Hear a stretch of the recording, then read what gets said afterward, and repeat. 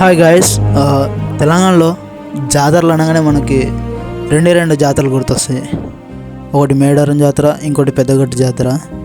కనబడుతుంది కదా, గదే పెద్దగట్టు. ఈ పెద్దగట్టు మీద లింగమంతుల స్వామి దేవుడు ఉంటాడు. మాకు ఏ కష్టం వచ్చినా, ఇబ్బందులు వచ్చినా, బాధలు వచ్చినా మేము తెలుసుకునే దేవుడు లింగమంతుల స్వామి. ఈ పెద్దగట్టు మా ఊరు పొలిమేర దగ్గర ఉంటుంది. లక్షల భక్తులు వస్తూనే ఉంటారు. అందులో మా రావణసమ్మ మస్తు మొక్కుతుంది లింగమంతుల స్వామిని. మా అమ్మమ్మ అవుతుంది.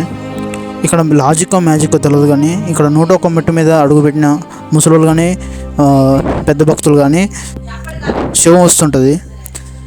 ఈ పెద్దగట్టు మీద జరిగే జాతరని మనం పెద్దగట్టు జాతర అంటాం. అలాగే లింగమంతు జాతర, బొల్లగట్టు జాతర అంటాం. 2 సంవత్సరాలకు ఒకసారి ఈ పెద్దగట్టు జాతర జరుపుతారు. అట్లా 5 రోజులు జరుగుతుంది. ఈ 5 రోజుల ప్రాసెస్ ఎట్లా ఉంటుందంటే, ఈ పెద్దగట్టు గుట్ట చుట్టూ ఒక 40-30 గ్రామాలు ఉంటాయి. ఆ 40-30 గ్రామాల నుంచి ఒక్కొక్క ఇంటి నుంచి ఒక్కొక్క ఎడ్ల బండి వస్తుంది.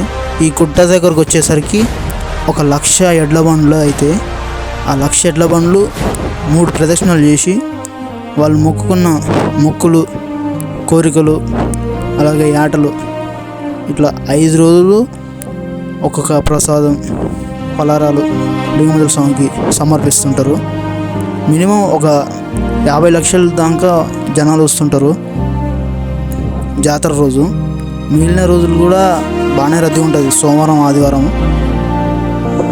ఈ దేవుడు ఇక్కడ పెద్దగట్టు 2000 సంవత్సరాల నుంచి ఉన్నదంట.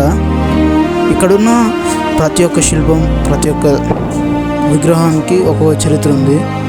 ఈ పెద్దగట్టు సీ లెవెల్కి 200 ఫీట్స్ హైట్ మీద ఉంటుంది.